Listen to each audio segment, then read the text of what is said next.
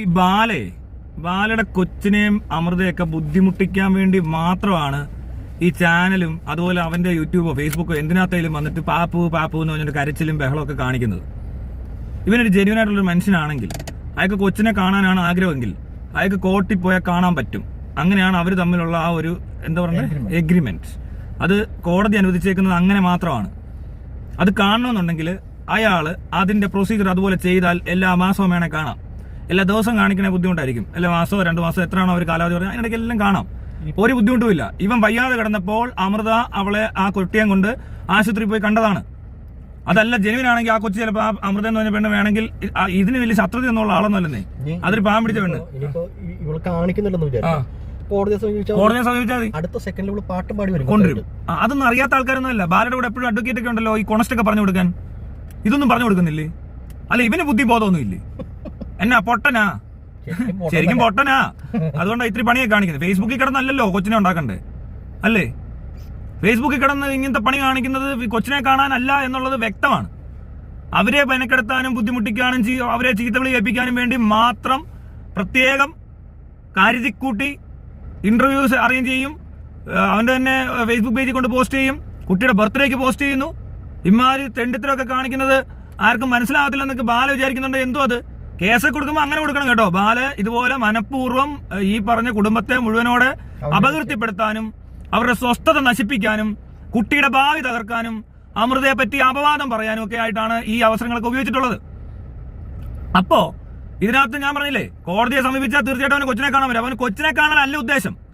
അത് വെറുതെ പറയുന്ന. അവന് കൊച്ചിനോട് താല്പര്യം ഉണ്ടോ എന്നൊരു സംശയമുണ്ട്. ഇങ്ങനെയൊക്കെ ആണെങ്കിൽ ഇങ്ങനെയൊക്കെ ചെയ്യുന്നവർക്ക് കുട്ടിയോട് എന്ത് താല്പര്യം? കുട്ടിക്ക് ബുദ്ധിമുട്ടുണ്ടാകുമെന്ന് അറിഞ്ഞിട്ട് അതിനെ വീണ്ടും വീണ്ടും ബുദ്ധിമുട്ടിക്കാൻ വേണ്ടി ഫേസ്ബുക്കിൽ പോസ്റ്റ് ഇടുന്നു, ബർത്ത്ഡേക്ക് പോസ്റ്റ് ഇടുന്നു, എന്നിട്ട് കൊച്ച് കരഞ്ഞുകൊണ്ട് അത് ലൈവ് ഇടുന്നു. ഇതെല്ലാം കഴിഞ്ഞിട്ട് ഞാനിനി ഒന്നും പറയുന്നില്ല, ഞാനിനി മിണ്ടാതിരിക്കാം എന്നൊക്കെ വന്ന് പറയുന്ന ഡ്രാമ കാണിക്കുന്നു, കരഞ്ഞു കാണിക്കുന്നു. ഇതെല്ലാം കള്ളത്തരമല്ലേ?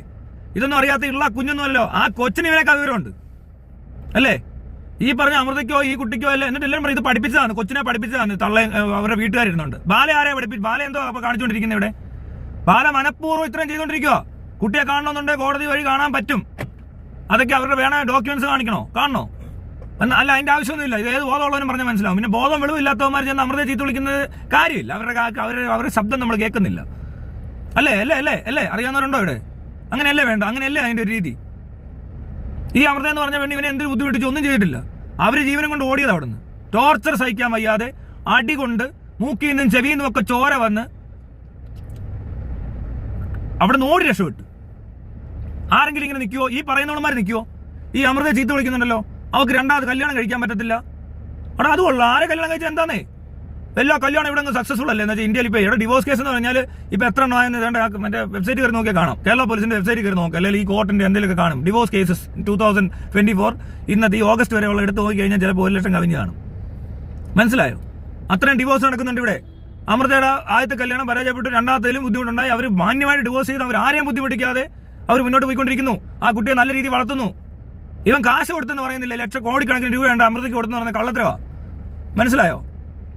ഇവൻ വെറുതെ പറയുന്ന അത്രയൊന്നും കൊടുത്തിട്ടില്ല. 40 ലക്ഷം രൂപയുടെ സെറ്റിൽമെന്റ്. എന്നിട്ട് അതിനകത്ത് പ്രത്യേകം എഴുതി വെച്ച് പോലും കൊച്ചിനുള്ള കല്യാണത്തിന് പോലുള്ള ചെലവിന് പൈസ കൊടുക്കത്തില്ല എന്ന് പ്രത്യേകം എഴുതി വെച്ചിട്ട് ഈ അമൃതയുടെ പല എന്താ പറയണ്ടേ വീടോ പ്രോപ്പർട്ടിയോ ഏണ്ടൊക്കെ ആയിട്ട് എന്തോ സെറ്റിൽമെന്റ് ഉണ്ട്. കാറൊക്കെ അവിടെ തന്നെ ഇടേണ്ടി വന്നു. മനസ്സിലായി? ഗോൾഡും ഒക്കെ അവിടെ തന്നെ പിടിച്ചു മേടിച്ച കള്ളൻ. എന്നിട്ട് അവൻ അത് വെച്ചോണ്ട് ആൾക്കാരെ പറ്റിക്കുവാണ് ഇത്രയും നാളും. ഇങ്ങനെ പറ്റിച്ച് പോയപ്പോൾ അവസാനം നല്ല രീതിയിൽ ഇപ്പോൾ കിട്ടുന്നുണ്ട്. ഇത്രയും കള്ളത്തരം പറഞ്ഞതിനും ഇത്രയും ഈ കുടുംബത്തിനെ മൊത്തത്തിൽ ബുദ്ധിമുട്ടിച്ചതിനും പെണ്ണുങ്ങൾ മാത്രം ജീവിക്കുന്ന ഒരു വീട്ടിൽ ഒരു മോശപ്പെട്ട അന്തരീക്ഷം സൃഷ്ടിച്ചതിനും ഓൺലൈനിൽ ഇത്രയും അപവാദം പറഞ്ഞതിനൊക്കെ ഇവനെതിരെ കേസ് പോകുമ്പോൾ ഇവൻ പഠിച്ചോളും. പിന്നെ ഈ പറഞ്ഞ പോലെ എലിസബത്ത്, അവൾ എവിടാന്ന് പോലും അറിയത്തില്ല. എലിസബത്ത് എവിടെ? എലിസബത്ത് ഓടി ഇതുപോലെ ഇവന്റെ അടുത്തുനിന്ന് രക്ഷപ്പെട്ട് ഓടിയേക്കുക. അവർ ദൂരെ കണ്ടിരുന്ന എവിടെ വരുന്ന നാർസിസ്റ്റിക് പേഴ്സണാലിറ്റി ഡിസോർഡർ തന്നെ എന്താണെന്നൊക്കെ പറഞ്ഞ് ക്ലാസ് കൊടുക്കുക ഫേസ്ബുക്ക് പേജിൽ. അവർ പേടിച്ച് എവിടെയോ ജീവിക്കുക. അതിനെപ്പറ്റിയും കുറേ ഉണ്ട്. പക്ഷെ ഇതൊക്കെ അവർ വന്ന് പറയാൻ നമുക്ക് പറയാൻ പറ്റത്തില്ല. എനിക്കിതെല്ലാം അറിയാം. എനിക്ക് മാത്രമല്ല, ഇവിടെ ഉള്ള ഒരുപാട് പേർക്ക് ഇതൊക്കെ അറിയാം. പക്ഷെ അവർ പറയാൻ നമ്മളിത് പറയാൻ പാടില്ലാത്തതുകൊണ്ടാണ്. അവർ തന്നെ പറയണേ ഇതൊക്കെ. അവരെന്താണ് അനുഭവിച്ചത്? അവർക്ക് തല്ല് കിട്ടിയോ? അവരെ ഭീഷണിപ്പെടുത്തിയോ? മനസ്സിലായോ? ഈ പറഞ്ഞ പോലെ കല്യാണം കഴിച്ചിട്ട് എന്താണ് ചെയ്തത്? രജിസ്ട്രേഷൻ എവിടെയാണ് നടന്നത് എന്നൊക്കെ പറയുന്ന കാര്യങ്ങളുണ്ട്. അപ്പൊ ഇതെല്ലാം കൂടി ഇങ്ങോട്ട് വരുമ്പോൾ നല്ല സുഖമായിരിക്കും. ബാല ഈ പറയുന്ന പോലെ ഒന്നും ഇല്ല. എലിസബത്ത് എന്ന് പറഞ്ഞാൽ പെണ്ണ് വന്ന് എന്തെങ്കിലും ഒന്ന് വിളിച്ചു പറഞ്ഞാൽ തീർന്നു. പിന്നെ ഉള്ള കിടക്ക് അകത്ത് എന്തൊക്കെയാ കേസെന്നാണ് ഞാൻ പറഞ്ഞുതരാം. ഈ എൽസവത്തിന് കൊടുക്കാൻ പറ്റുന്ന കേസുകൾ അതോടെ ബാല ഉള്ളി കിടക്കത്തേ ഉള്ളൂ. കോടികളുണ്ട്, മറ്റോ ഉണ്ട്, ഞാൻ മറ്റോനാ മറച്ചവനാന്നൊക്കെ പറഞ്ഞാൽ അവിടെ ഇരിക്കത്തുള്ളൂ. ഇതിലും വലിയ പുള്ളികളാണ് അവിടെ കിടന്ന് നിരങ്ങിയത്. കണ്ടാന്നോ? ഒരു ഇക്ക പോയല്ലോ അത് വഴിയോ, വലിയ ഇക്കയാണല്ലോ. സെക്രട്ടറി പോയി, പിന്നെ ഈ ഊത്ത നടൻ ഏത് റോള്, സിനിമയ്ക്കകത്ത് റോള് പോലും ഇല്ലാത്ത ഇവൻ, മറ്റേ ജനപ്രിയ നായകനെയൊക്കെ കണ്ടില്ലാന്നോ? അതിനപ്പുറത്തെ ഗതികേടാ ബാലയ്ക്ക് വരാൻ പോകുന്നത്. ബാല അതിലും വലിയ പണി ഇവിടെ കാണിച്ചേക്കുന്നത്. എല്ലാവരും അറിഞ്ഞു കഴിഞ്ഞു. ഇനി ചിലപ്പോൾ ബാലയ്ക്ക് വലിയ താമസം ഇല്ല. പണ്ട് ഇവൻ ആരും ആ സബ് ജയിലിൽ പോയിട്ട് ചെകുത്താൻ ഇങ്ങോട്ട് വരുന്നു എന്നൊക്കെ പറഞ്ഞില്ലേ? നമുക്ക് കാണാം അവിടെ മിക്കവാറും ബാല അവിടെ എത്തും. ഇങ്ങനെ പോയാ ഈ കളിയാണ് ബാലയുടെ കളിയെങ്കിൽ ഈ പറഞ്ഞ തല്ലിയവനും തല്ല് കൊണ്ടവനും ഒക്കെ ഇപ്പൊ വരും. മനസ്സിലായോ? പലരെയും ഭീഷണിപ്പെടുത്തിയിട്ടുണ്ട്. ഇപ്പൊ എന്നെ ഭീഷണിപ്പെടുത്തിയിട്ടുണ്ട്. വീട്ടിൽ കയറി വന്ന് തോക്ക് ചൂണ്ടി പേടിപ്പിച്ചിട്ടുണ്ട്. ഇനി തോക്കിന്റെ തെളിവൊക്കെ എവിടാന്നായിരിക്കും കൊണ്ടുവരാം. അതും കാണേണ്ടി വരും മിക്കവാറും ഇങ്ങനെ പോയാ. ആ കേസുകൂടെ അങ്ങോട്ട് റെഡി ആയി കഴിയുമ്പോൾ ബാലയുടെ കാര്യങ്ങൾ എല്ലാവർക്കും മനസ്സിലാവും.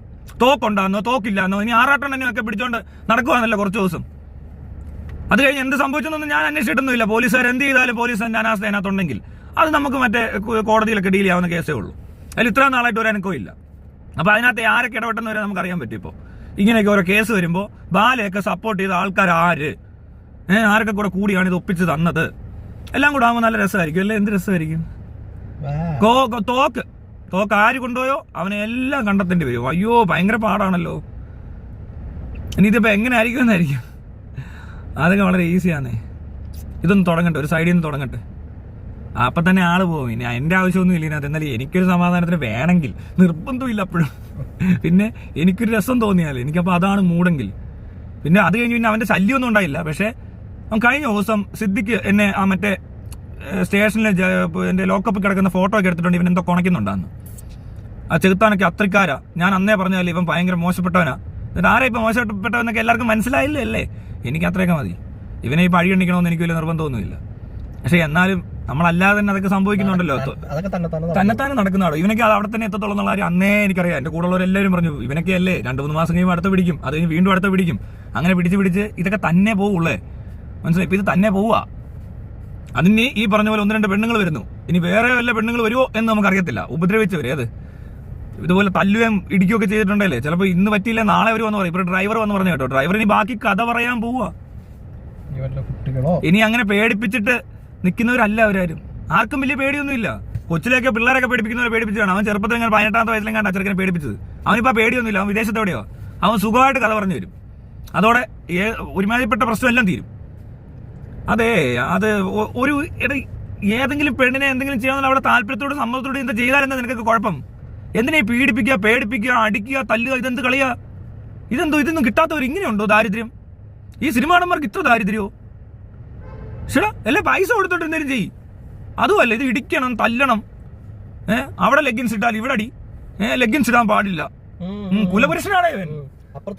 ഇപ്പുറത്ത് അടിക്കുമെന്ന്. അതൊക്കെ അവന്റെ പരിപാടി അവിടെ. അതൊക്കെ ഇപ്പൊ വരുന്നുണ്ട്. എല്ലാം കൂടെ കൂട്ടി അങ്ങോട്ട് കിട്ടും. നന്നായി പോയി. നിനക്കിത് കിട്ടിയാ പോരാ. തൽക്കാലം ഇത് മതി.